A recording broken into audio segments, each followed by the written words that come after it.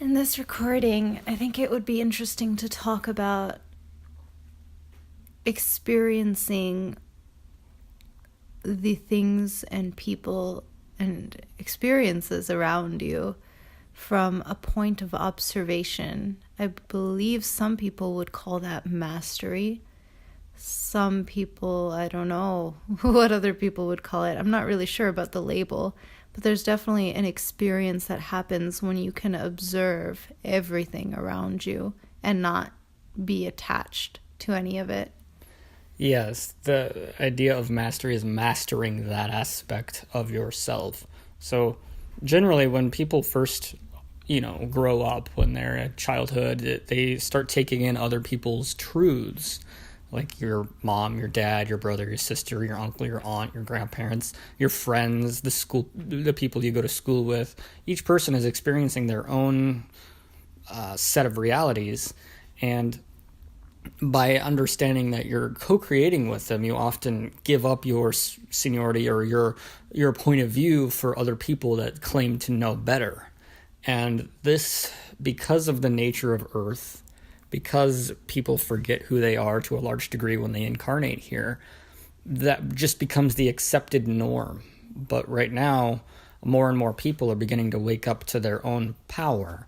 And how that looks is to begin to let go of the other people's truths that were not ever really yours to begin with, but that you picked up over a period of time.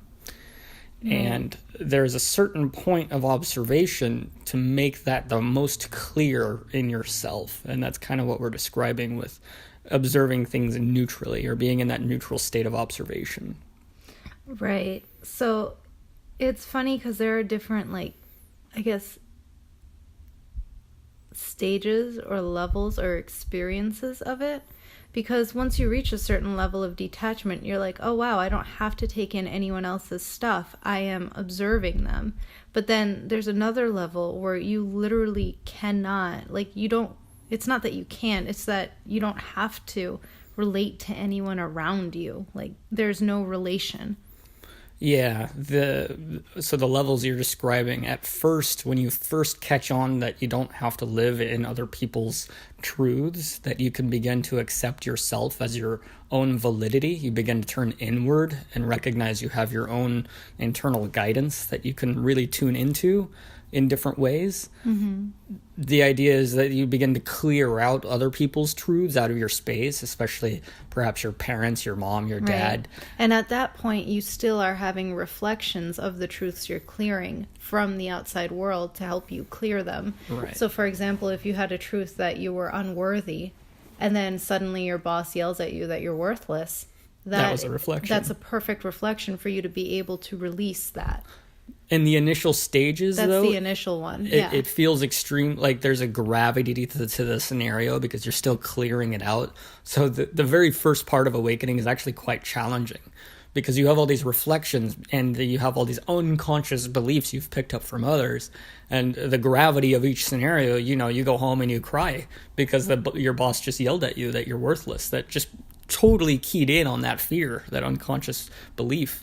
So at first, the first level is beginning to be conscious of your unconsciousness in that way, but that can be its own process, its own set of mastery. And that is a strength to be able to come out of that and to know that you are not worthless, you are not whatever it is that the reflection outside brought to your attention.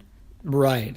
And if you become excited in its own set of circumstances, that everything coming to you, if you can just begin to look at it as its own reflection of something that you might be holding unconsciously in yourself, you can make the process of releasing those unconscious beliefs its own excitement, and then that'll let those things go faster. Right. And so the next time when it does happen again, because things like this will happen again, that tends to be how life themes work out. They repeat until you learn. Until you learn from them. But when that thing that you used to fear happens again, you might not even blink an eye. You might not even understand it because you're gone.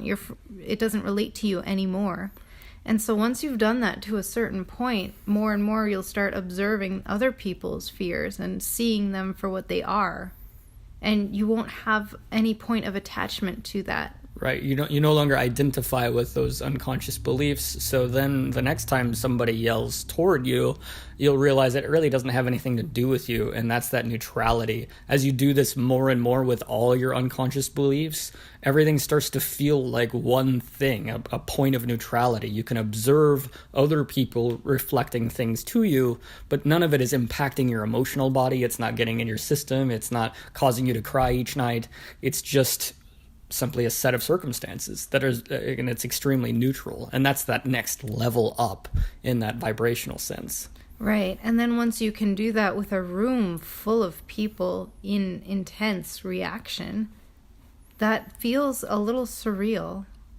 Right, because then you start, I mean, like you said, there's different levels to this. So once you get to a consistent state of neutrality, you realize that you even start to release the idea of your reality being that type of reflection in and of itself, and then your reality starts to really start to shift.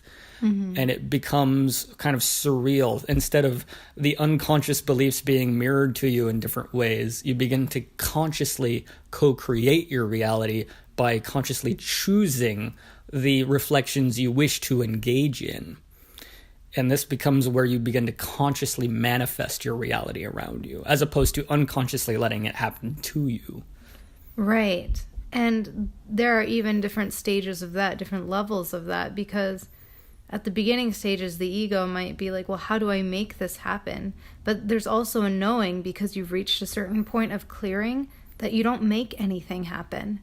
It comes to you. Exactly. That it shows up in your reality when it needs to show up. Exactly at that time. Not a moment sooner, not a moment later. And you can choose from that standpoint in that moment that it appears. Now, I want to clarify something too. This confused me the first time I heard it from another teacher, and the idea of making stuff happen, or you have this idea of what you want to manifest in your life. But very often what you want to manifest in your life, especially when you're beginning to awaken, people will automatically think, oh, I want a whole bunch of money, or I want to get out of my poverty, I want to do blah, blah, blah. But all of those wants are symptoms of a vibrational state you're used to being in lack. Mm-hmm. So very often, especially when you're beginning to awaken, you don't know actually what you want from a state of joy, a state of neutrality. And as you begin to be neutral, your wants shift. So when I say things come to you, it's not necessarily what you would imagine as, oh, wow, I could probably manifest $1 million tomorrow. Well, maybe for a certain person or a certain circumstance that might be true, but very often the things that need to come to you for your growth would actually be something quite different than what you're imagining from a state of lack. Mm-hmm. So you don't always get everything you want, but you'll get what you need to uncover more of those unconscious beliefs initially, and then more of what truly actually excites you, which, believe it or not, wouldn't necessarily always be that $1 million. And that's kind of confusing to an ego in lack, but as you begin to recognize that money is just literally either pieces of papers or number on a screen, because that's how neutral it becomes to you, you realize that money is only one form of how something can come to you. And if someone came up to you and offered you something for free, or something that helped you on your journey to discover more of your excitement as you have maintained your energy field in neutrality, things can come to you in a multitude of ways. It doesn't have to be just money. And this was something that initially confused me. I could see a lot of people being confused. Well, how does this come to me if I don't have money to do it? Well, that negative belief that you need money to do something is actually what holds you back.